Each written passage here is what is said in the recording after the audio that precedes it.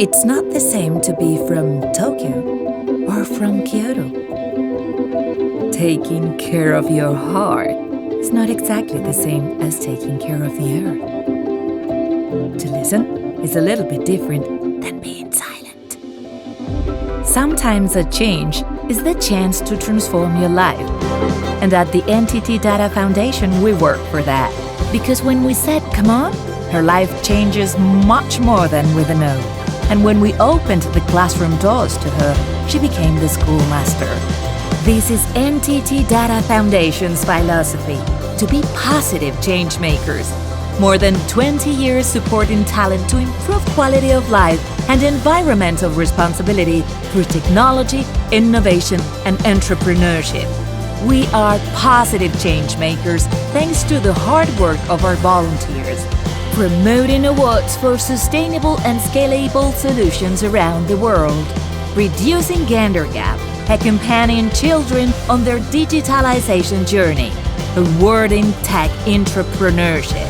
And we are for a reason, because we rely on a huge network of collaboration centered on expanding opportunities and bringing them to where it's needed most. In the hands of anyone who wants to transform the world. NTT Data Foundation. Positive Changemakers.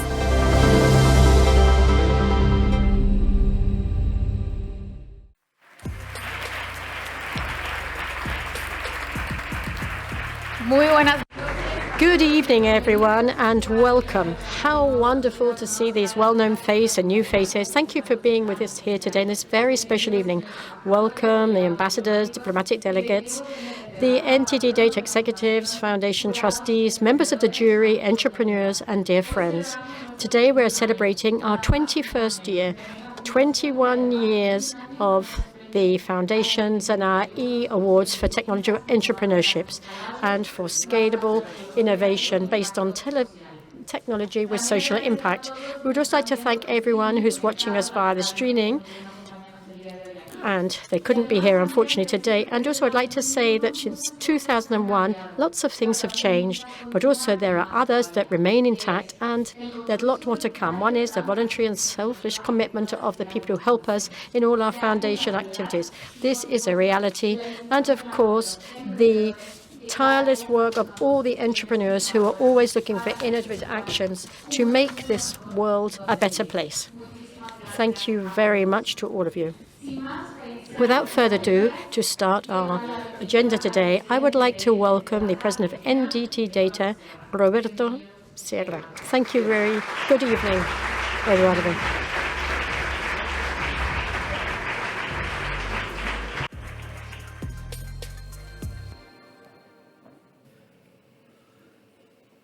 Buenas tardes, bienvenidos. Good evening, everyone.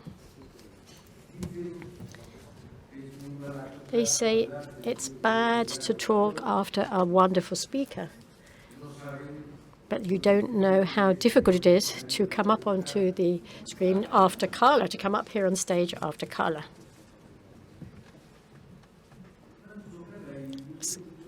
Carla said, and I think that we all have this feeling that we are experiencing something different. Maybe the world that reflects this moment the best in this, well, you know, if we've got the war and the new pandemic era, I think uncertainty is probably the best word. But I think it goes a little bit beyond that. What I was impressed by, and I say this quite often, Leonardo da Vinci was asked during the Renaissance, Master, we're experiencing a period of lots of change. And he said, no, we're not experiencing a period of lots of change. What we're doing is living a change of period. So we are now living a change of era. And apart from the seriousness of the Ukrainian war, I think that what will reflect and what will be useful for the future, what should be before and after the pandemic.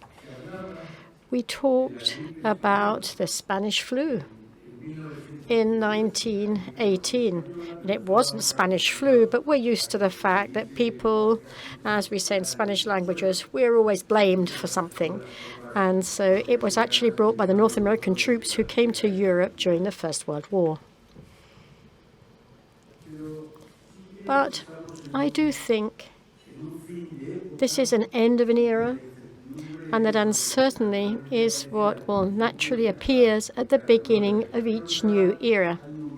Each era has something new, and it's the fact that probably, based on the European, just look at themselves, I think now that we are at the end of an era, which is the modern era. But how can we call a period after the modern era? What's it called? Because it's logically absurd. In a very recent book, they say that the era that should be coming to an end now is the one that we can call the democratic era. And we will be talking now about the fact we would have the modern era. But, well, I think the fact it's a democratic era is correct because it started with the French Revolution, and we hope that it doesn't end with democracy. We hope that democracy is able to enlighten us in a new way. But we're now, and as I say, there's changes now.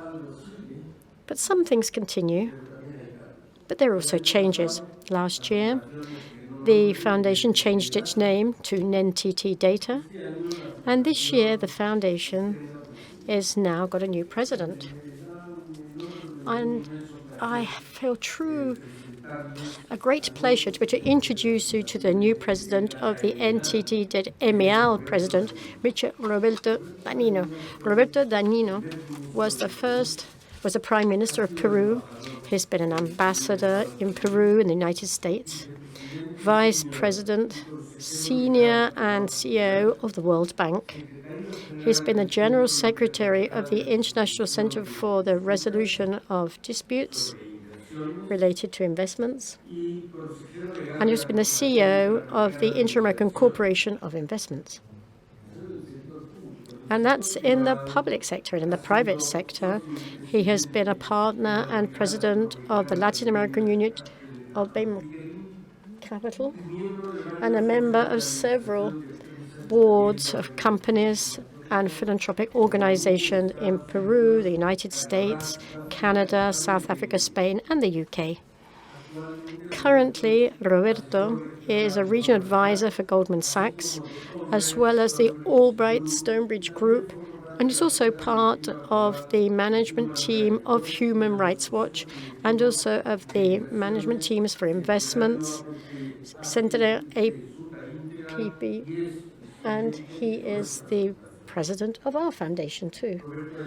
Roberto has also got a degree from the law department of Harvard and the University of Peru. He has received the Order of the Sol, which is a great order in Peru, and also the Order of Isabel, the Catholic Queen in Spain. So it's a true pleasure to be able to introduce you to Roberto Dagnino, our new president of the foundation.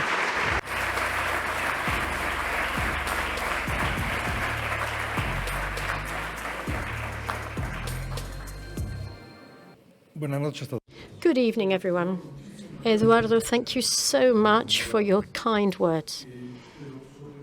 But especially, I would really like to thank you for having allowed me the privilege of collaborating with the foundation.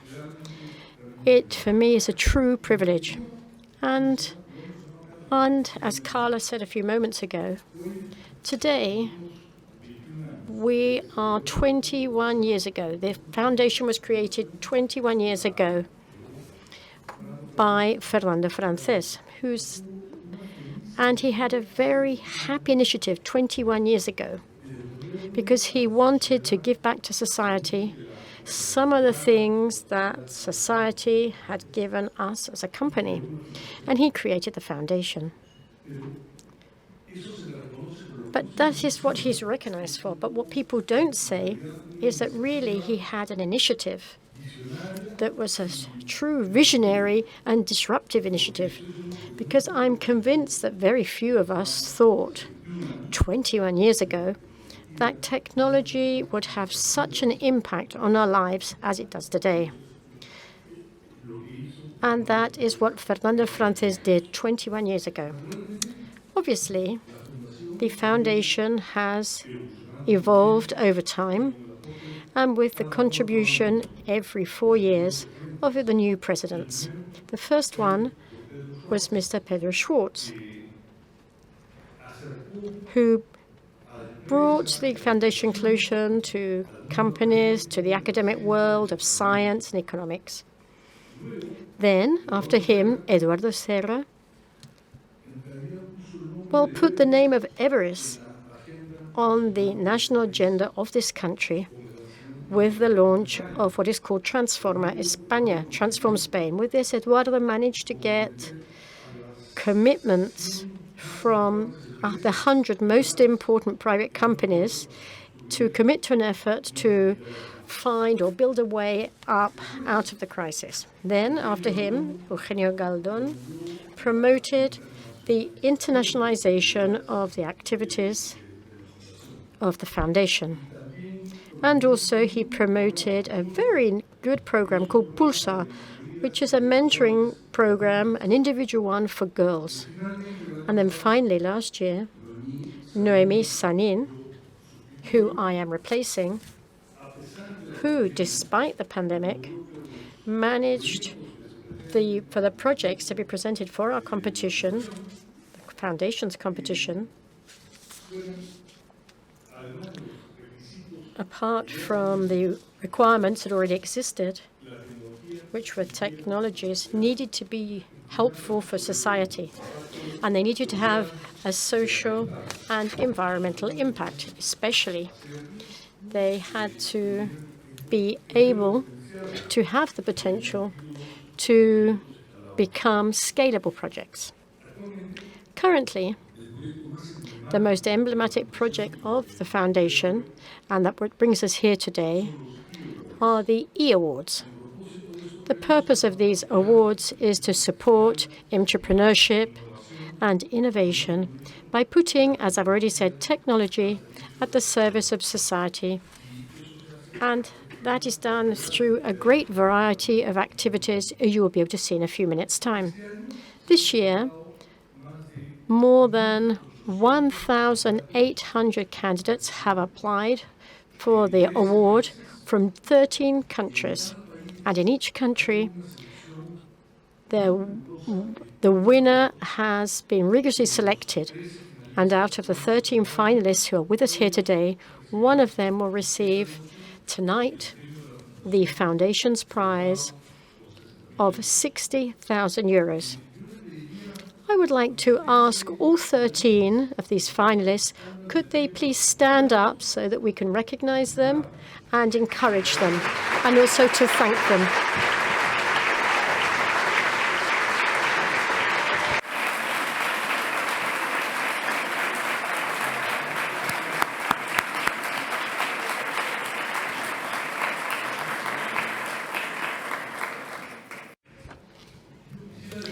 I would like to also emphasize, as I told them yesterday, all of them are already winners. The first thing that I did when I talked to them was to ask Carla and the team to do a review of what the past winners were doing and what they most valued about the company, about the competition. And it was very interesting to know that the 60,000 euros weren't the most important thing. The most important thing for the majority of them, or of all the previous winners or finalists, has been the visibility that they and their projects gained via the competition,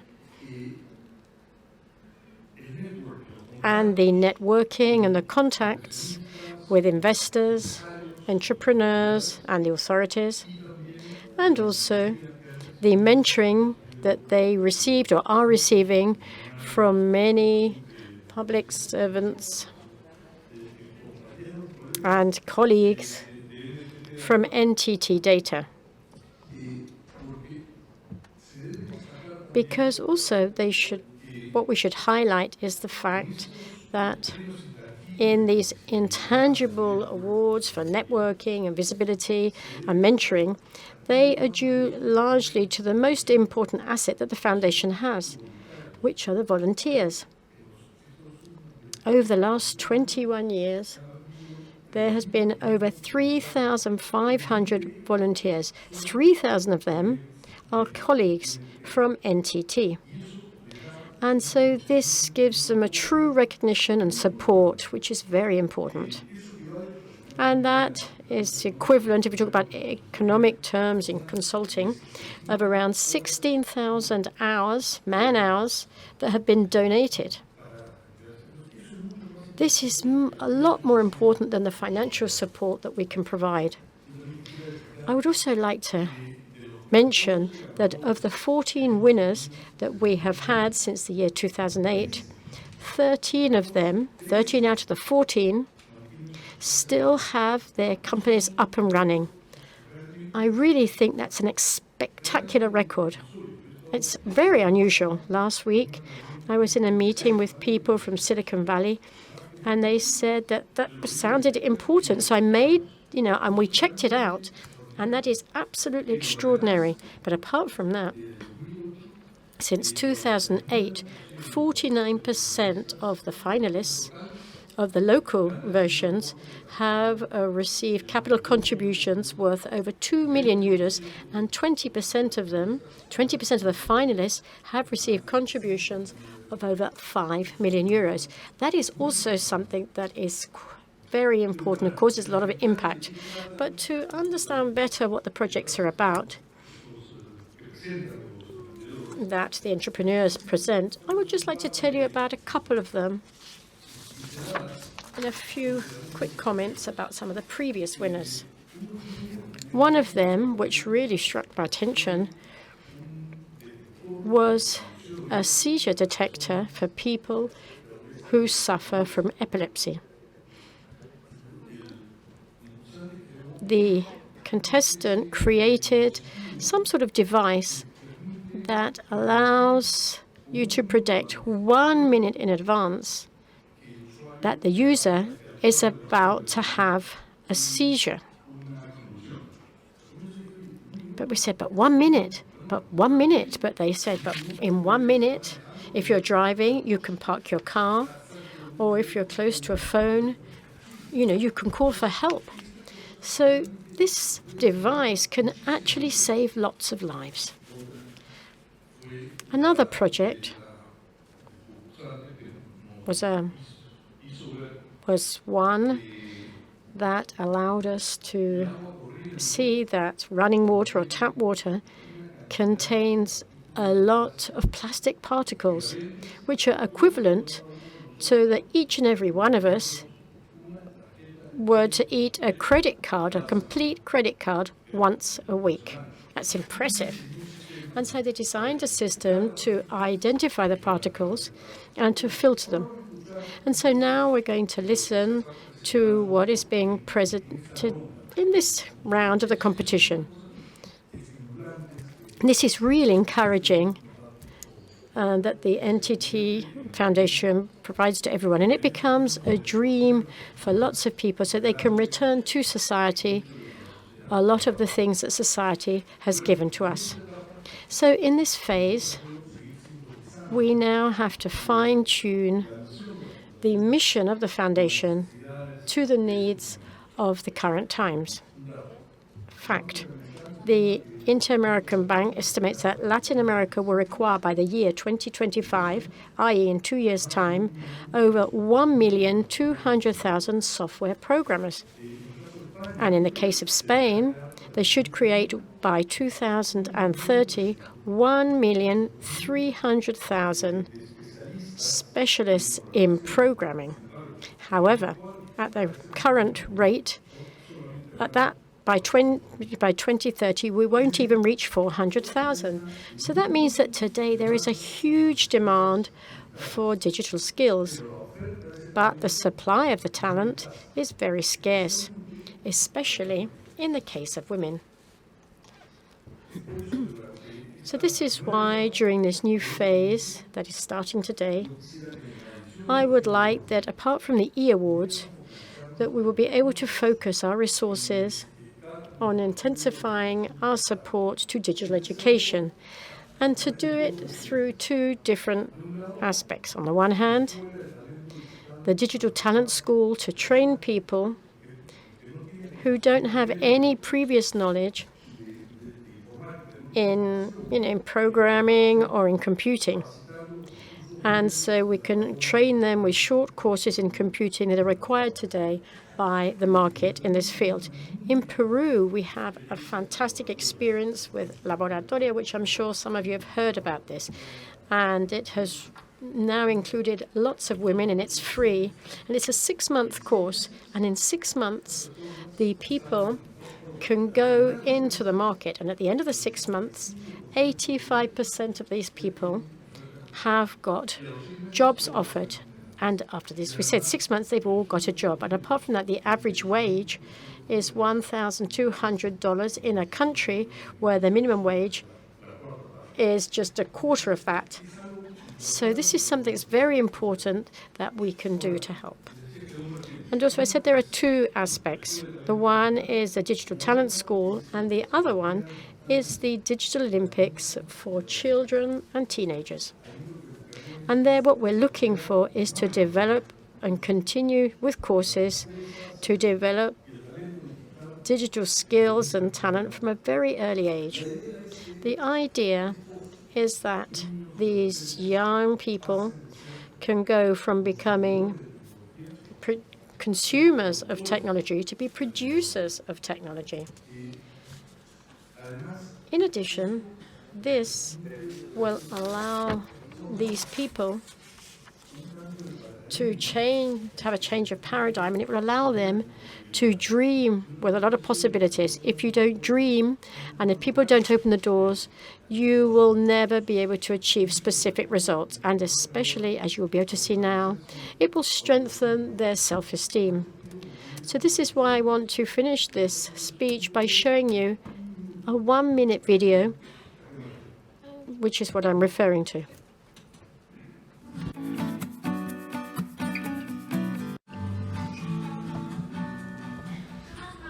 What I liked the most of the 10 first modules has been how they explain the videos.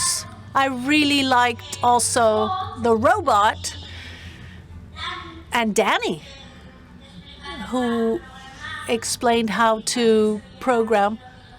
And we could see him making video games, be able to do all the challenges, and to be able to pick up keys to fill my key holder. We were finalists, and I said, great! My project has been a finalist. And what I liked the most about this test was to be able to explain it. And the time when I won, I wasn't expecting it at all. I was just prepared to lose. And when I left there and I learned that everything is possible, and to achieve it, you just have to make an effort. Thank you very much for everything you've taught me, and for all the modules, for the final challenge, and for allowing me to win and become a finalist. So thank you very much.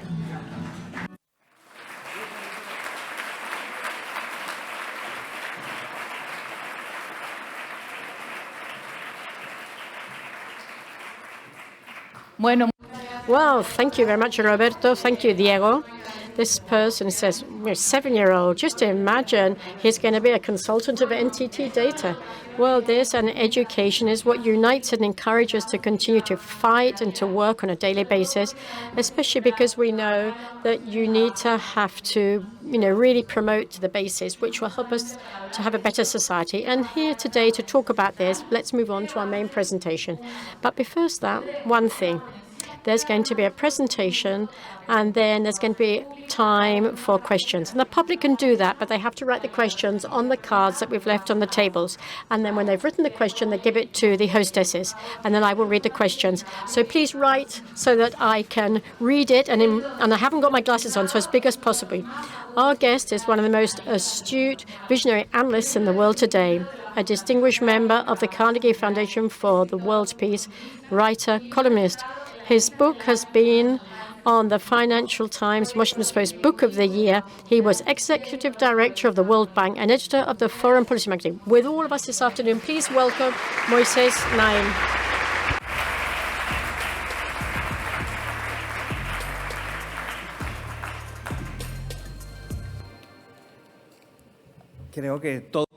I think all of you agree with me and share with me the feeling that NTT Data and its foundation is going to have a very interesting time ahead and really worthy of admiration and praise, led by Roberto Dañino. Roberto is very lucky to lead this organization or be the chairman, and that organization is very lucky to have Roberto. And also thank you very much to Eduardo Serra, the president, for your invitation, for giving me the opportunity to talk to you today. Every day, 200 species disappear from the planet, flora and fauna. Every day, 200 species of flora and fauna disappear from the planet. But they're not just the species of flora fauna, but we also have species disappearing that have to do with ideas and ways of governing and ways of organizing society, etc. And specifically, I'm referring to democracy. I'm convinced that democracy is endangered. And I'll tell you why with figures. I'll explain why with figures. I'm also convinced that this doesn't need to be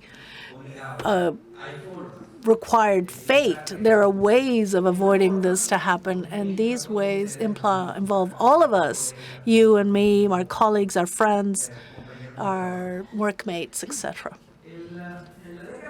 In the past decade, and you know this very well, was very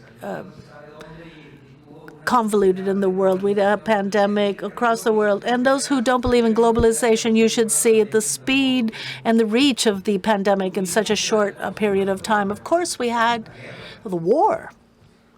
We had the acceleration of the consequences of climate change. Never before had insurance companies and reassurance companies had to pay so much for disasters and accidents occurring due to climate change. The frequency, intensity increased, and also the cost and human pain increased. We had problems, very important financial problems with the crisis of 2010. And the consequences and sequelae, we're still feeling the arrival of Donald Trump to power. It's a very long list, and you're all familiar with it. But while this very long list was making newspaper headlines continuously, there was something that deserves being on that list, which is in the past decade, democracy suffered a significant backlash like we'd never seen in a long time. Nowadays, of 195 countries, there are only 34 democracies in the world. Democracy is almost practically something rare. What is normal is not to have a democracy. What is usual in countries is for them not to be democratic. 10 years ago, 40% of the world's population lived in autocracies. Today, it's 70%. 70% of the world's population live under regimes that are not democratic. This phenomena has been greatly studied, the decline of democracy. One of the ones I'm going to refer to, there's a lot of studies in this regard, but there's one by the University of Göteborg, which started its annual report saying that the level of democracy of global citizen in 2021 is the same as 1889. Of the last 30 years of democratic advances have disappeared. Dictators are booming, and they already cover 70% of the world's population, over 5 billion people, 5,400 million people. And there are a lot of different indicators saying that the number of autocrats is growing. The number of liberal democracies reached its peak in 2012, with 42 countries. But now we're at the lowest level of democracy that we've had in the last 25 years. In the meantime, the number of autocracies, harsh autocracies, went from 25 to 30 countries. And the decline of democracy is visible in all regions. I could keep giving you data, but the key message is that democracy is under attack. It's being attacked to reduce ability to limit the power of those who hold it. This is happening due to a new way, which also strongly appeared in the past decade, which are these leaders who come to power democratically, but they undermine democracy from inside, eliminating any restrictions and divisions of power between judicial, legislative, and executive powers. And they use it. They undermine democracy using what I call the 3 Ps: populism, polarization, and post-truth. Populism is very old. It's not an ideology. Very often you talk about populism as if it were a way to explain the world in ideology. It isn't. It's just a box of tactics, strategies, tricks, and ways of working that is just based on dividing society of a noble people exploited by an elite that is greedy and hungry. And in that world where there's a big noble people and abusive caste or elite, there's always the Messiah, the Redeemer, who will avoid that to continue. And that's where populism starts, that we've seen. And they've accelerated in recent times. They've accelerated, among other reasons, because they give results for those using them, because those use them, aside from using the P of populism, they use the P of polarization. In society, there always is polarization. In politics, there's always polarization. But right now, those studying it show that with data, the toxic polarization that paralyzes a country, that makes it impossible to make important decisions, the level of fighting and conflict that paralyzes institutions has no precedent, is unprecedented. And this, in turn, has to do with the boom of the post-truth, which used to be called propaganda, and it was usually always made by states. Now it's not propaganda, it's all kind of information that we all manage. Post-truth is this world where we don't know what is true and what isn't, who to ask, who to believe, what institution is reliable, what can be verified, what is invented. This is all part of nourishes polarization, which in turn feeds populism. This is spreading, and it's becoming more and more popular. It's the way that governors find to compensate their lack of performance. If I ask you which country, in your opinion, is being successful nowadays, which leader is being successful nowadays, it's very difficult to govern.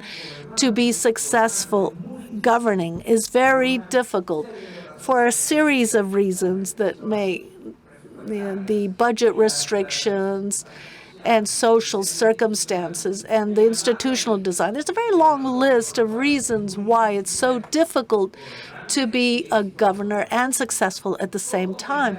So how do you offset that? With the 3 Ps.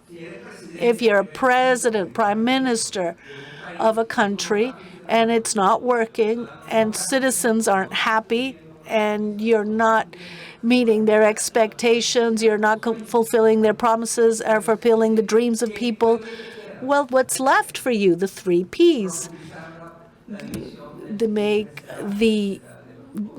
the division even greater, the populist credo of divide and you will conquest, and mess things up in the social media, which is a technological matter that I will come to in a minute, which is very significant for all of you. This threat for democracy is a threat to what you are doing. Those of you here who are entrepreneurs and innovators, who take risks, who invent things, who break the rules, who challenge, who don't accept the past patterns for the present and the future, are going to be affected if democracy keeps failing. You need democracy as an ingredient for your success, because democracy is going to give you freedom, flexibility, possibilities that you will never have in autocracy. Autocracies and dictators, can they be innovative? Of course they can, but never at the level or with the depth or permanence or effect of the freedom that is given to innovators. Freedom is the magical ingredient. It's the ingredient to be able to do things that others haven't thought of, to disrupt, to stop intermediating, to see the world see and act in a different way. What can we do? Well, first of all, no problem has ever been solved if you haven't identified it first or studied or understood it first. I believe, as I'm sure you all agree, the whole world hasn't fully understood the scale of the fall of democracy at this time, or the scale of the attack against the weights and counterweights that define that a regime is democracy, the process that occurs between 2 elections. But for most people, democracy are elections. We go and we vote, but it turns out that democracy is what happens between the elections, and what happens between one election and the next is very decisive. So much so than the election itself. Therefore, the first thing we need to do is to understand, but have the world understand, the need to avoid democracy from being endangered species.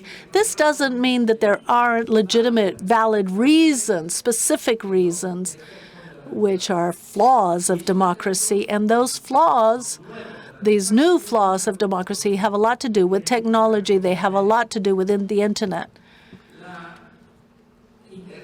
The Internet promised, we were expecting from the Internet total access to information. We would no longer needed those controlling information. We could simply just find it from our keyboard, and we would have all the information in the world in our hands for free.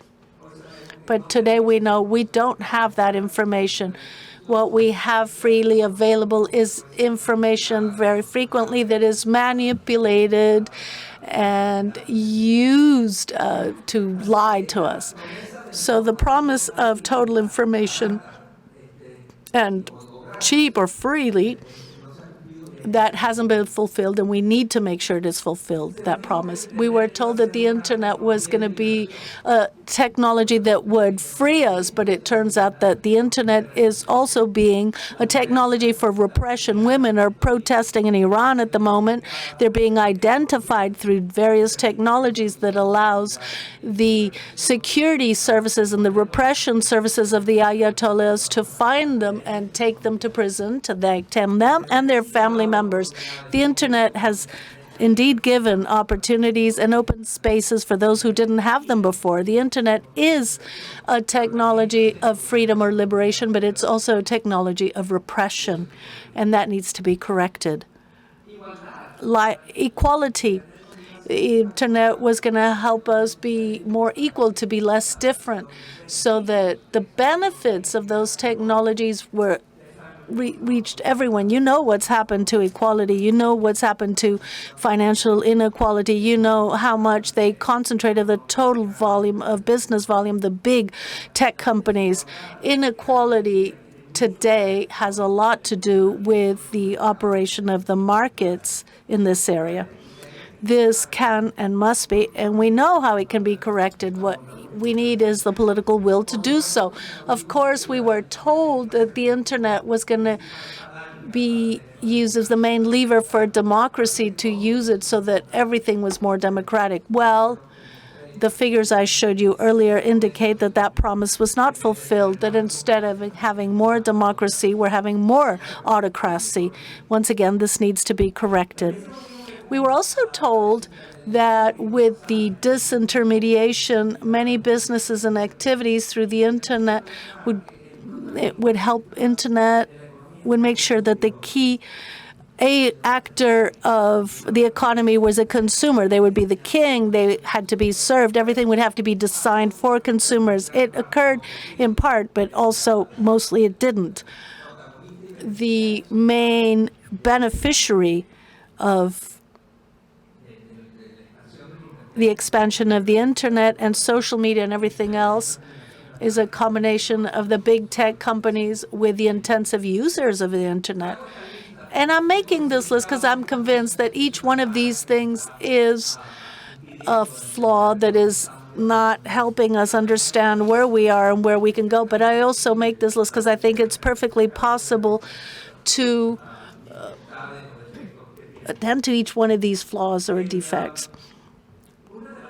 One of the things that I clearly see in the future, and I think is necessary, is to have an initiative to protect consumers, digital consumers. Everywhere in the world, there are agencies to protect consumers. They had their where after the Industrial Revolution and during the post-Industrial Revolution era, there was the need for governments and societies felt the need to protect consumers from the abuse of companies or those selling products and services. In practically all countries in the world, you're going to find organizations designed to protect consumers, except digital consumers. There aren't any organizations designed to protect digital consumers, which is the technology that we are all using most. Since the moment you woke up this morning until now, till later, you're going to be using digital technologies. With which protection? None whatsoever. You're at your own fate. You don't know who you're talking to, how much they know about you, how much of what you're doing is being motivated by technology forces that you do not recognize. We need, in any way, am I thinking that the solution is giving a monopoly to a control agency? Of course not. That is just one more bureaucracy that delimits internet. That's not possible or desirable, but it is possible and desirable to use decentralization and the way the internet works to be able to protect and to make sure that all of us are a little bit more protected from what's going on in the internet every day. I'm ignoring the obvious fact that we don't need to mention here that the internet, the same way that it has all these problems, it's had fabulous and wonderful consequences that change the world and the way we live and the way we think and act, our policy, our politics, the way we interact with others. Assuming that's a given, I don't need to explain the values and benefits of the internet. But it also has these flaws that need to be fixed, because if they're not fixed, democracy can become extinct. So these are the bad news I have, but I do have good news as well. It turns out that there are more and more studies being done in the field of neurology and the way the brain works, which shows that human beings have brains designed for freedom.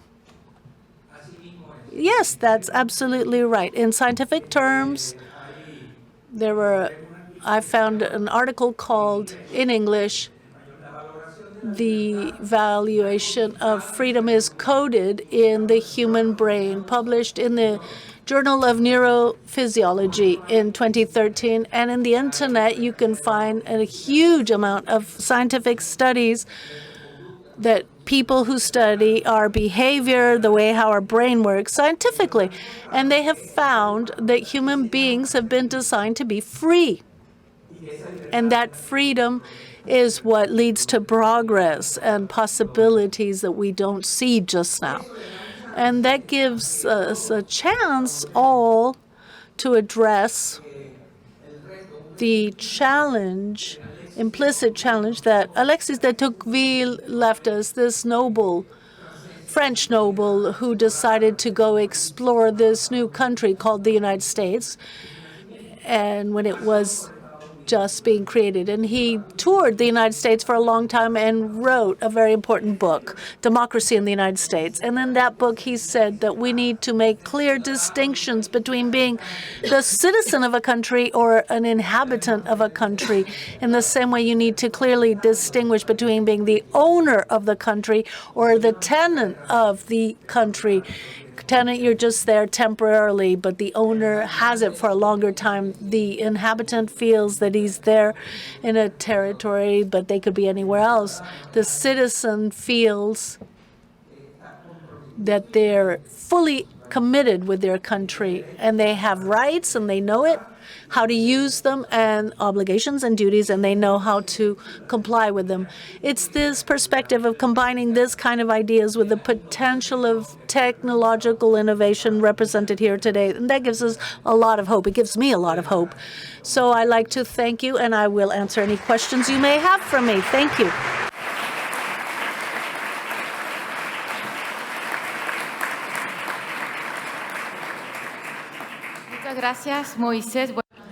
Thank you very much, Moises. We have lots of questions. First of all, 39 democracies doesn't sound like a lot. How do you determine this? Which countries that claim they are democratic but they're not are included in this 39? That's a great question. And the answer is, the easiest way to answer that is to think about North Korea and Switzerland. They have a democracy like the Swiss one and a totalitarian, bloody autocracy like North Korea on the other side.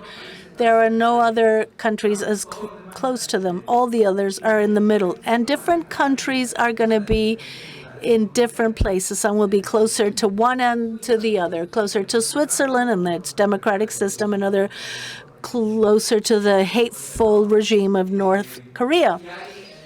And from there, there's the conversation. How do you determine this? Their organization, it's something that's been highly studied. What is a democracy? What is a democracy like? How do you recognize a democracy when you come across it? There are studies and statistics. We could look for them together on the internet if you like. Thank you very much. Democracies work? Is it possible to replace them?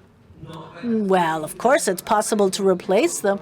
This has happened in many countries. 70% of humanity has been replaced in the past decade. They killed democracy in countries where 70% of humanity lives. So yes, it can be replaced. And should it be replaced? Absolutely not. We should fight to prevent this. And with all its flaws, there's nothing more flaccid intellectually than giving a list of problems of democracy. That's easy to do. We all know how to do that. And in fact, in my list, it includes inequality, the monopoly of information manipulation. All of that is true, but in no way does this justify not having democracy. I still believe that democracy is the worst system after all the others, but it's the best system. Well, you know what I mean, what Churchill said. Okay, moving on. What's going to happen with the New World Order after the situation of Putin's war? It depends on how it ends. But I want to go back. In this post-pandemic era, very interesting things have happened. Institutions, ideas, characters, business models, political models that we thought were permanent have proven to be just temporary. And those that we thought were just temporary are here to stay. Remote work, for example. At the beginning, everyone thought it was just now because of the pandemic, and you stayed home, and after the pandemic, you'd go back to your cubicle. But that didn't happen. What we thought was permanent work, the workplace, where you work and how you work, it changed.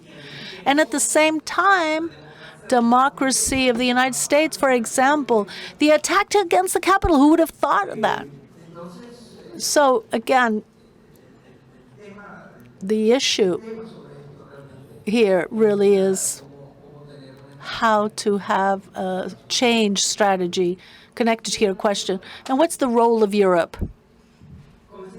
I started by saying that what happened and is happening with the invasion by Putin to Ukraine has taught us a lot of lessons. It's still too early to be certain, but there is one thing that we're certain about, that this war made it possible for Europe to discover that it's a superpower, and it didn't know. It is a superpower, but they didn't know it, and for thousands of reasons. But they discovered its voice, its ability to act quickly, its willingness to spend generously and to run risks to save Ukraine and to save democracy, not just of the Ukraine. In this regard, one of the things that we have to be grateful for Putin is that he allowed us to discover a Europe that when it wants to, it can act like a superpower. And above everything else, I prefer having Europe sitting down at a table of negotiation where we're discussing world matters rather than China or Russia or the autocrats in Iran. We have another question. What do you recommend for the everyday citizen to have the adequate criteria and to identify manipulation of the 3 Ps? Click, double click. When you receive something that sounds really, really good and interesting, click again and see where it's coming from, where that information is coming from, what the intention is, who's sponsoring it, how credible it is, etc. I believe, in this regard, I'm very optimistic. I think there's a wave of technology innovation on its way that it's going to make it less easy for abusers to abuse us. I think there's going to be a combination of technology changes, innovation, with new companies that are emerging, and some already exist, with changes in legislation and changes in consumer behaviors. Altogether, it's going to allow us to be a little bit better protected when we go into the internet. Very well. And what hope can we have to redirect our freedom? Biology. Use your brain, because our brain has been designed to be free and respected and behave based on this belief. The alarm for climate change, the gender ideology, which were not in our agendas previously, are they part of this post-truth? Can you repeat the question? The alarm of climate change, the gender ideology, and so many issues that were not in our agenda previously, are they a part of this new post-truth? They are part of reality, and they are part of a reality that could be changed for better if there is more democracy, or it could be nefarious if these changes occur under the sponsorship of a dictator. How is it that in Spain, how is Spain doing as far as democracy and freedoms? Far better than what the Spaniards think. Okay, and we're running out of questions. Given this digital disintermediation, what are the proposals that companies and users can resort to nowadays? There's a movement in Silicon Valley. There are several companies who are going to be using their products, and as they've said, they're going to make our life easier. They're going to allow us to better verify where the information is coming from, how accurate it is, or whether it's manipulated. And it's been manipulated with. And so I'm very optimistic in this regard, and I see a lot of possibilities. And I also see possibilities where the key message is that when people find out what's happening with democracy in reality, and when they see what it is to live in an environment that stops young people such as these to have the possibility of disrupting reality, that is a much better world, and that's where we're going towards. And finally, what's going to happen with entrepreneurship now that we're talking about a world financial recession, that they're going to have wonderful opportunities, because I do believe that we're going to have significant financial hardships. There's probably going to be a recession next year and so on. The winds, they're going to be headwinds, but that's going to help us to discover unimaginable possibilities, opportunities, and niches. The greatest strength of entrepreneurs is that they're micro, they're niche. They know how to operate in small niches. They know everything about the area that they work in, and that ability of having that information and using it and processing it so that it could be taken advantage of and seize the opportunities they find in difficulties. That's here for the people who are the finalists. Thank you very much. No more questions. Muchas gracias.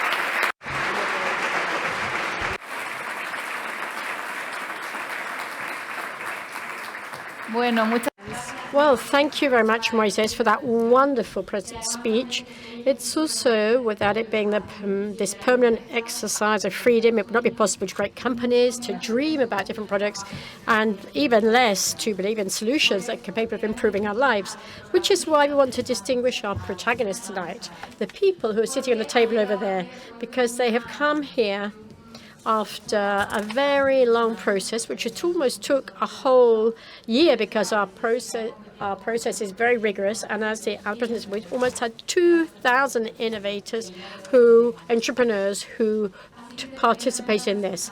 And so, independent of the result, I would like to congratulate all of them, and I would like to ask them more, because I think everybody would like to know what the projects are all about. So I would like each one to come in alphabetical order in Spanish. Each one has 2 minutes to do their pitch. And so let's start with Germany. Germany, you have 2 minutes for your presentation.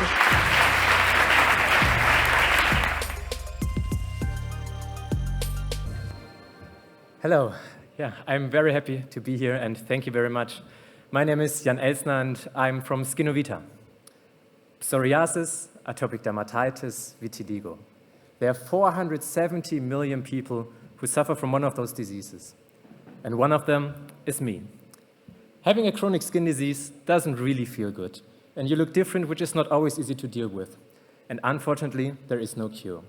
But there is a therapy that can significantly improve the symptoms. Phototherapy. It's highly effective, but has one core problem: the high time effort. A usual treatment cycle involves 30 sessions, and each single time you need to drive to the dermatology center. And that's not possible if you have to take care of kids, if you have a full-time job, or if you don't have a treatment center nearby. The consequence is usually system therapy with strong side effects and significantly higher cost. But not with us. Thanks to our telemedicine system, it is now possible to do phototherapy from home, because we connect smartly the dermatologist, the patient, and embedded therapy devices. This not only leads to amazing treatment results, but it also saves the patients around 38 hours of time. At the same time, our planet, per therapy cycle, 46 kilograms of CO2, and the health insurances, on average, 5,000 euros of cost per patient per year. We started this project in 2020, and now we are mostly done with product development. And with your support, we can bring this amazing technology to the market. So let's take the next step towards a world where skin therapy is accessible for everyone, independent from their living situation. So thank you very much, y muchas gracias por su apoyo. Thank you for your support.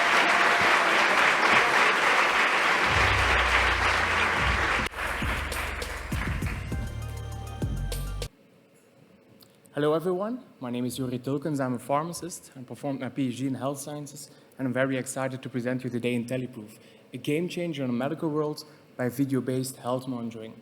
I worked more than 4 years in a hospital, and believe me, this is reality. There is an enormous workload in hospitals and retirement homes for already several years. We are currently losing human lives that can be avoided. And that's the reason why we founded IntelliProof. We innovate one of the most outdated and time-consuming medical jobs, namely vital parameter measurement of the patients. So what is IntelliProof? Currently we are developing a high-tech optical software tool to measure health parameters, heart rate and respiratory rate, blood pressure, very fast, without the need of making any physical contact with the patients and without the need of any additional medical device or wearable. How does it work? Very easy. We record a short video of the face of the patient and we detect small color changes due to the rhythmic pulsing of the heart. We then extract the vital parameters and other health parameters using a PPG waveform, a photoplethysmogram. It's our ambition to end up in the market as an API software, to integrate into hospitals, retirement homes, teleconsultation platforms, and mental health care platforms. Our tool is the solution for their common problem, namely time-consuming vital parameter measurements. And of course, there's a fantastic team behind all this. We have Brecht and Tanguy as our two technical leads. We have Maxime, who is mainly responsible for the technical part, the financial part, and I'm mainly responsible for the medical part. And it's going quite rapidly with our startup. Within 18 months, we were able to close pre-seed investment rounds. This money was used to develop our product, which is now heavily being used in hospitals and retirement homes. We recently closed our seed investment rounds, and we are on the market with IntelliProof Mental. The feedback from the field is clear. This is the tool we need right now. It's mainly the speed, convenience, but also the contact as used that are the major strengths of our product. So that's the reason why I say, let's continue with IntelliProof and save human lives by improving health monitoring. I thank you for your attention.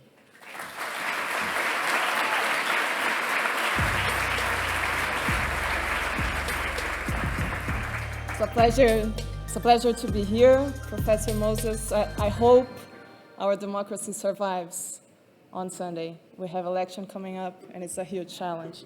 Well, I'm Sabine. I'm from Brazil, representing SS Smart. I'll talk about health access solutions. I'm going to start with a question. What kind of innovation revolutionizes industries? I'll answer that in a few moments. Brazil has a huge challenge in health access. We have 65 million people with no proper health care. 86% of our doctors live in 6% of the cities. 7 children die every hour because of it. It's also a global challenge. And it has a huge environmental impact. With a patient having to travel, it's the same impact we have in the Amazon deforestation this year alone between January and August. This is a huge impact. How do we solve it? We have 3 solutions for it. First, digitization, and second, decentralization. We bring telehealth to people who need it the most. Teleultrasounds, cancer screening using telehealth, reaching patients that need it the most, and also incentives so that every health player can use telehealth to convert into carbon credits. Every time I solve a patient's problem without him having to travel, I generate carbon credits. This is a plugin that could be attached in any platform. So what we're doing is bringing blue oceans of possibilities so that great innovations like the one we've seen today can reach people that need it the most.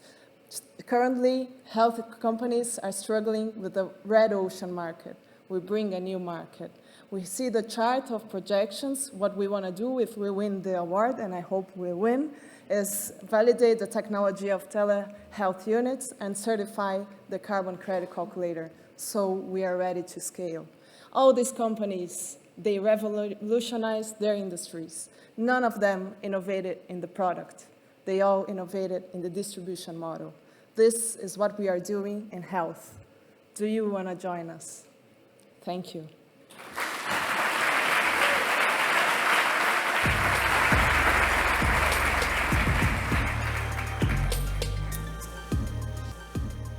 Good evening. I represent Minverso. This is a Chilean company that is originally developed towards the mining sector. It offers basically an ecosystem where we can, through immersed technology, build up the capabilities of learning and training the workforce of tomorrow for the mining sector. So we are working towards the metaverse, developing basically the capabilities so we can actually drive a better interaction and collaboration. Through the pandemic, we learned a lot around how we work actually remotely from our homes, change the way that we actually approach the market, and enable basically the next workforce generation for the mining industry. So part of that scenario as well is how do we actually target some of the aspects around talent development, talent acquisition, talent retirement through the mining sector, so we can enable the capability and the capacity that the market actually requires for the future. We are doing that through the immersive technologies that is enabled through the platform, through an open platform. The customers that we are working is the entire ecosystem, from the operators as well through the solutions provider and technology providers such as FLS Smith. And the target component is fundamental in terms of how do we actually scale the expertise that they have. And there are additional benefits around how do we actually increase the revenue and the market penetration that they have as well into the market. We have gone into a multinational approach where we are actually developing and working with different mining operators and as well service providers towards understanding what the market needs so we can ready to scale into a marketplace. And thank you and have a good night.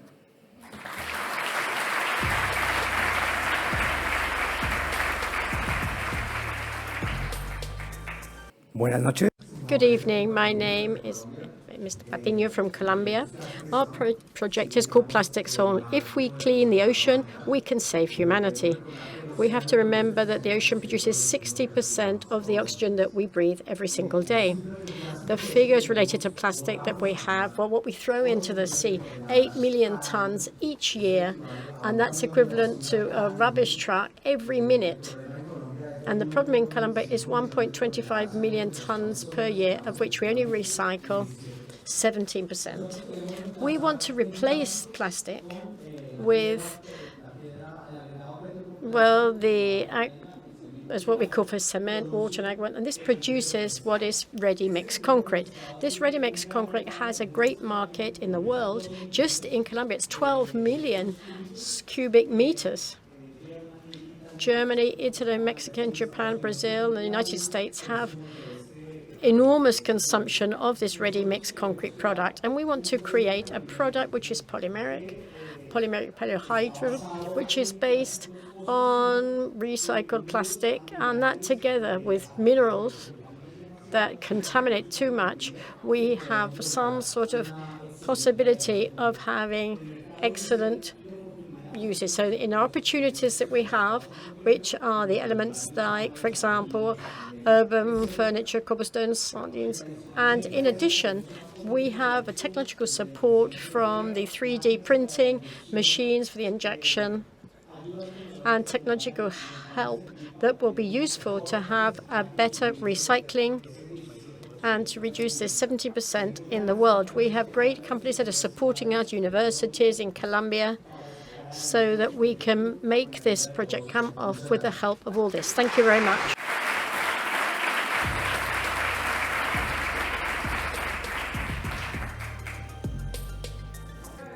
Populated, and there's an increasing need for protein sources. But how can we meet this need? Well, aquaculture seems to be an interesting alternative, as I don't know if you're aware that more than half of the fish that we consume comes from aquaculture. And although it helps meet this growing demand, there are many problems arising in this industry, and one of these problems are pathogens. Pathogens are known as a $6 billion problem and imply production losses of up to 30%. Yes, this is huge, and this is a reality. This is why COA was created, to help farmers anticipate disease outbreaks by continuously checking their water and seeing if there's a pathogen or not. With our technology, we can detect 10 times more frequently than current solutions, and we can anticipate the disease before occurring. How are we doing that? With a device that is placed next to fish tanks, and it has some cartridges, kind of an espresso. So each cartridge detects a specific bacteria of interest, and everything is connected to a platform, so the producer can know whether there's a pathogen about to occur. We want to basically break with slow testing results, with the need of specialized technicians, with low-frequency testing, and most importantly, what we want is to reduce the overuse of antibiotics. And we know that we can do that. So we are a really early-stage startup. We have not even 1 year, but we've built the first MVP, tried it. We've talked to more than 100 customers, and we really want to reduce food waste and become a global leader in disease monitoring. Thank you so much. Muchas gracias.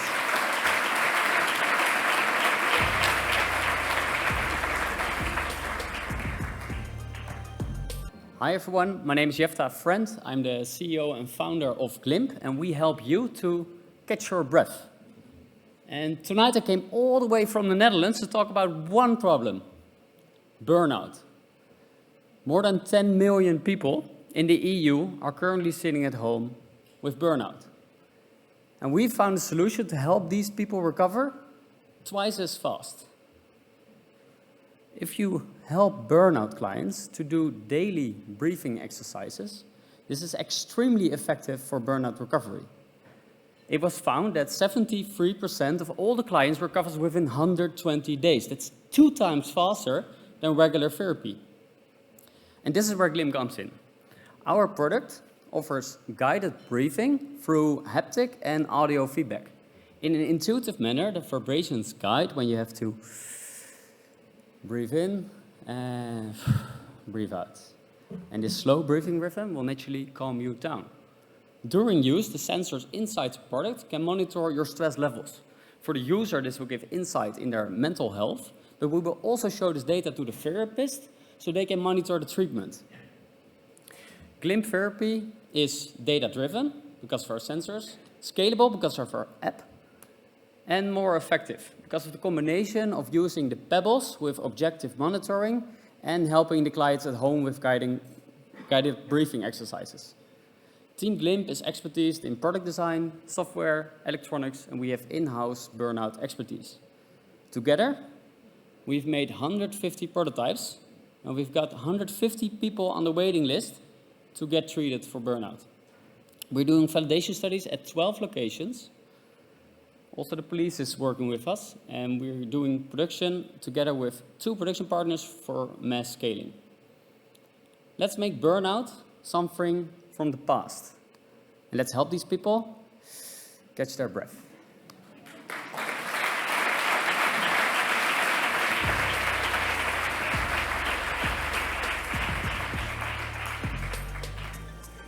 Good evening, everyone. It's a great pleasure to be here tonight. I'm Marco Ferroni, CEO and co-founder of Maxial.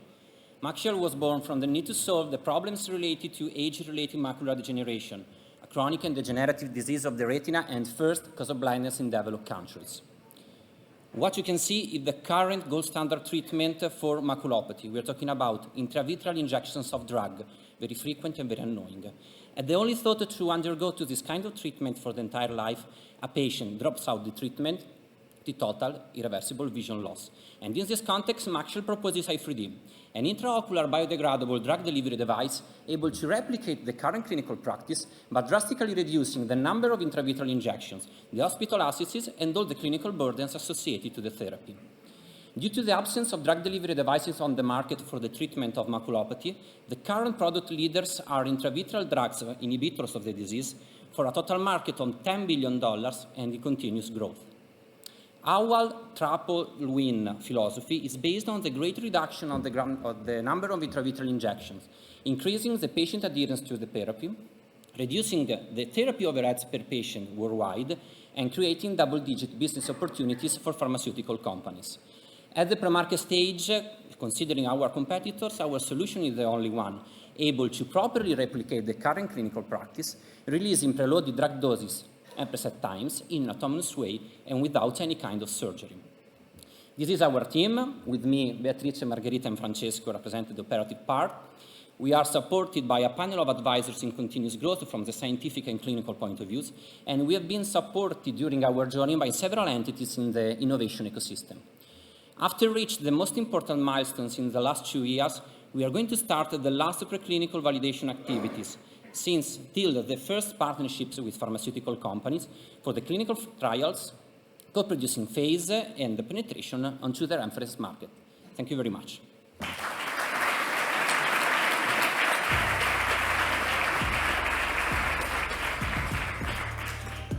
Hola, ¿qué tal? Mi nombre es Rodrigo Molina. Hi, I'm Rodrigo Molina, and I'm a representative of HICON.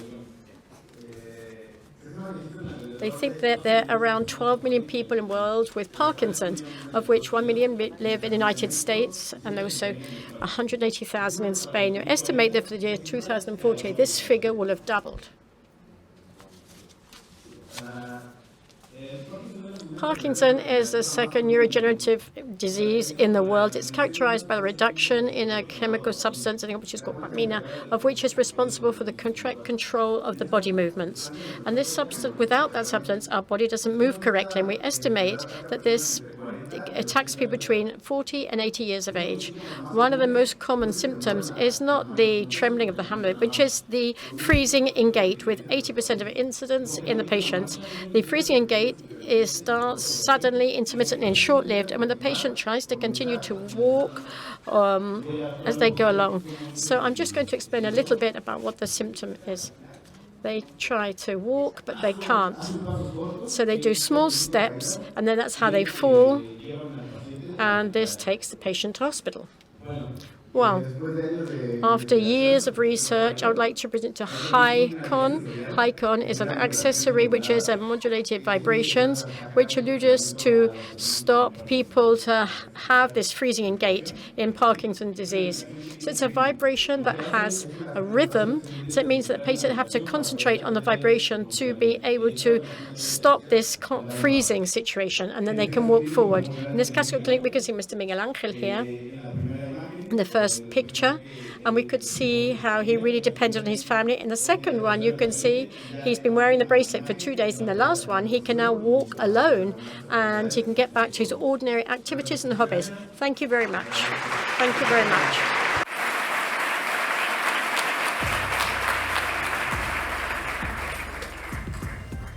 Hola, mi nombre es Benjamín Osco. My name is Benjamin Osco. I'm from Peru. Today I'm going to talk about Green Deal. By the end of this year, more than 5.3 billion mobile phones will become waste. And not only that, we're also talking about computers, televisions, washing machines.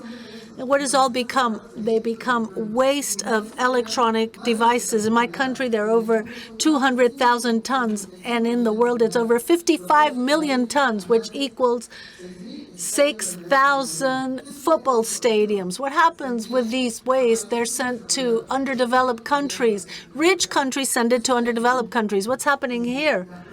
People try to get the metals because they're valuable. Unlike plastic, which has no value. That's how Green Deal is born. We give plastic waste its value again. We've developed a technology, and we have characterized metals and plastics, rather, to be able to recover them.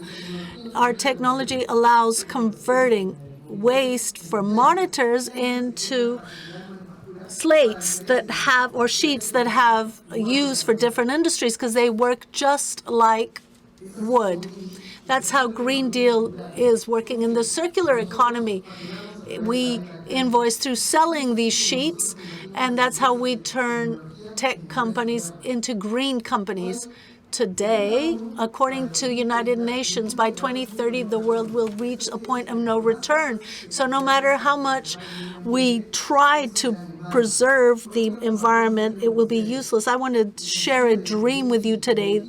The dream of Green Deal of my team is to get rid of the word waste. And today with Green Deal, we can get rid of waste and turn it into products. Thank you.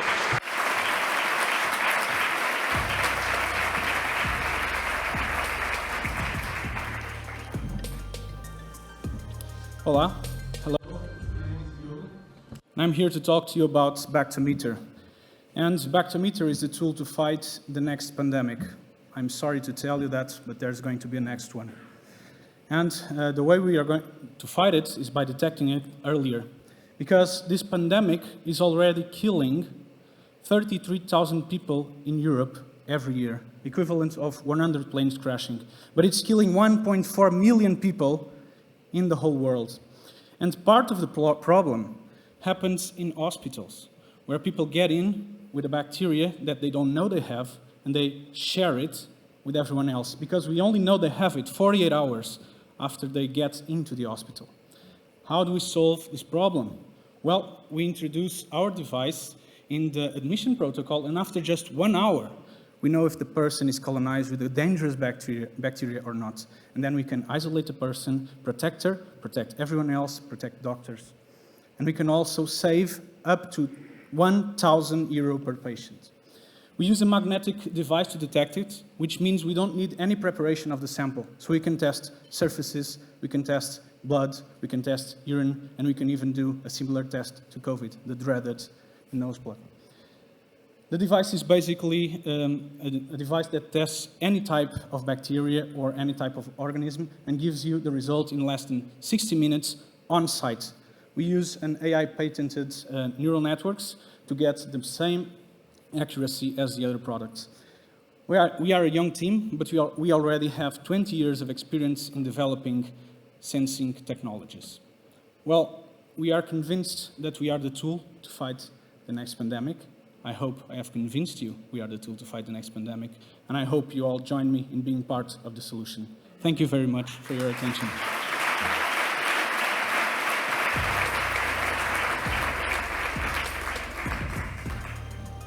Hello, ladies and gentlemen. Today I'd like to tell you about a global emergency that is happening.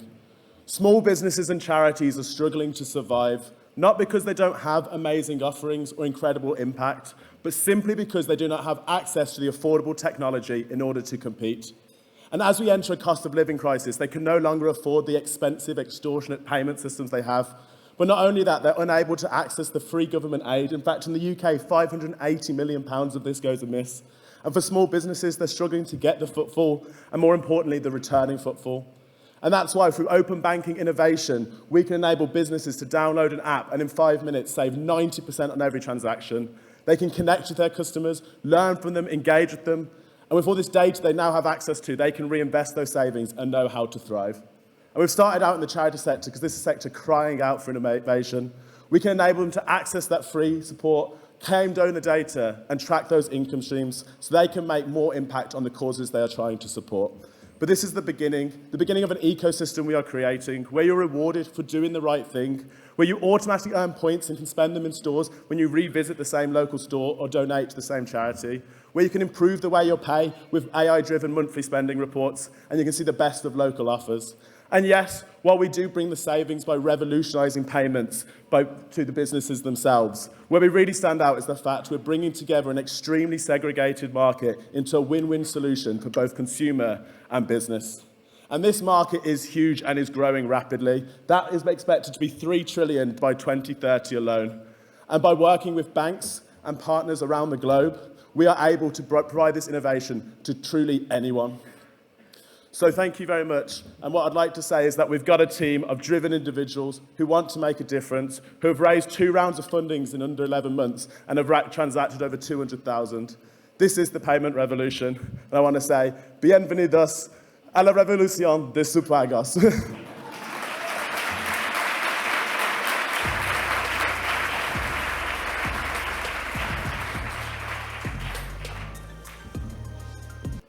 Hello everyone. First of all, I want to tell you that I'm very glad to be here. My name is Paul Pop and I'm a co-founder of Manuscrito.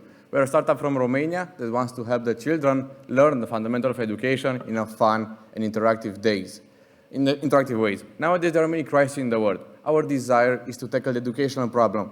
We believe that with a stable education system, we can have a very functional society. And there is a big problem in our education system right now that starts from the first grade.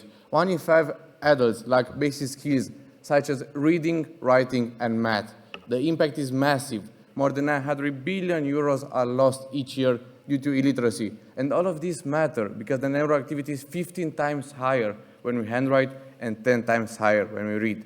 With all of this, we want to see a world where every child has access to basic digital education. So in order to get there, our mission is to educate the next billion kids. The solution we offer is an application for tablets where they can learn how to read, write, and do simple math equations, the fundamental skills to live by. We also have a platform for parents and for teachers where they can track and monitor the progress of the children. We work very closely with lots of teachers and lots of experts in the field in order to come up with the best overall solution for the children. So we came up with 2 key features that set us apart from the rest of the competition: the game-changing experience and the real-time detailed feedback.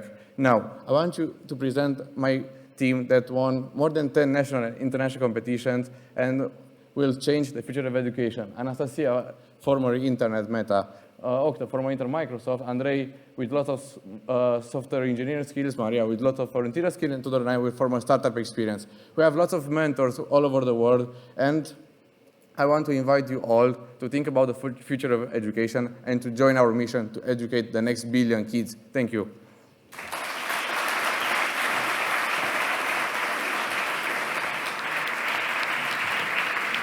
Bueno, muchas gracias a todos los emprendedores. Well, thank all these entrepreneurs. And now we're coming to an alignment when we all know who is going to win.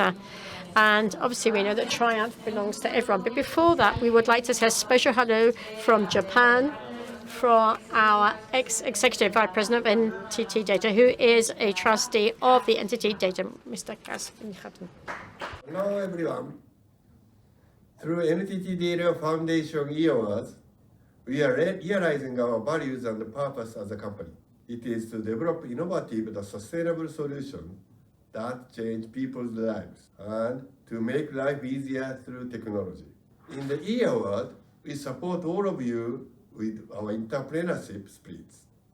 We also support all the talent globally because NTT Data has a responsibility in this digital society.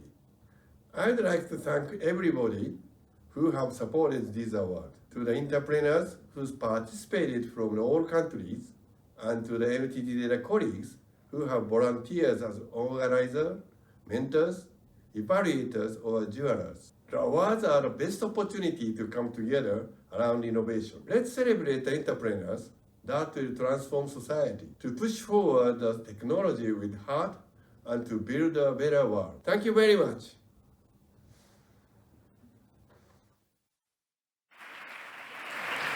Bueno. Well, thank you very much, Kaz, for your message, and of course for the entire company for all the support that they give to the foundation.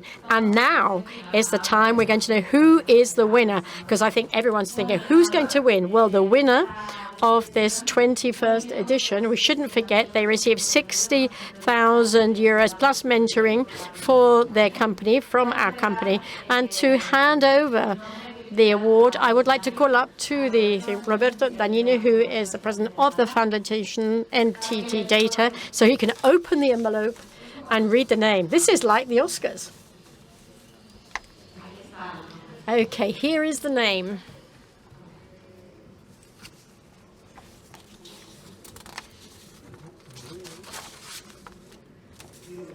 I would like to remind you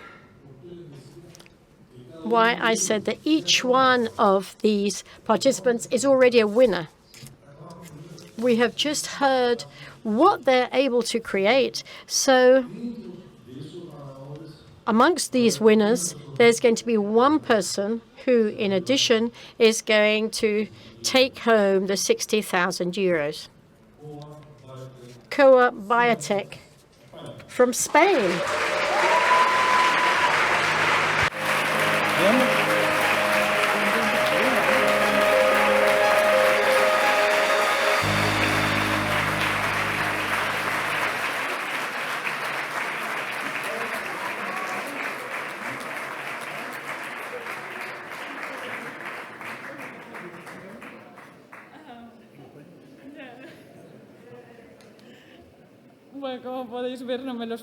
Well, I really didn't expect this.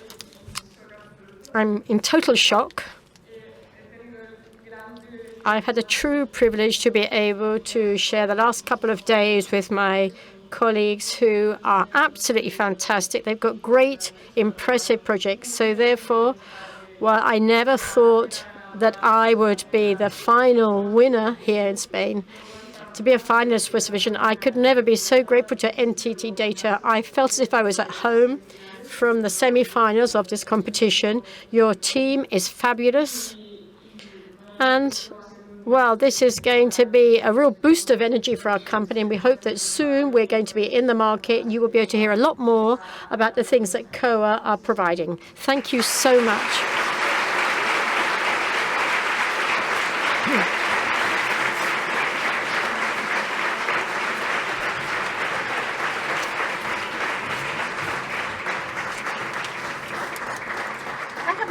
take that one.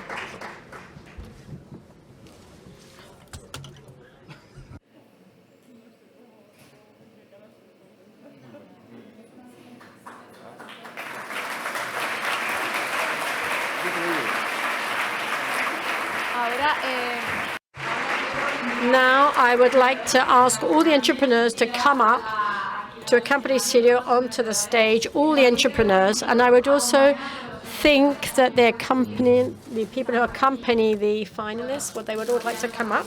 If not, we will take a photograph afterwards so that this goes down in history and we can remember these 21 years of the foundation. So all please come up.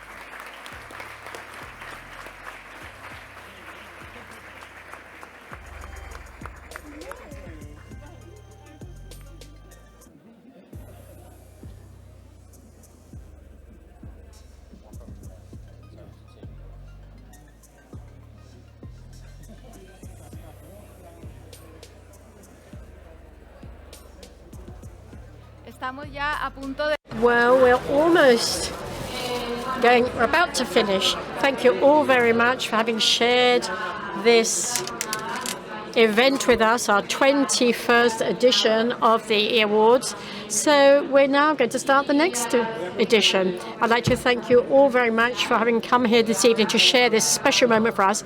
And now we would like you all to enjoy the cocktail. Thank you all very much. Thank you.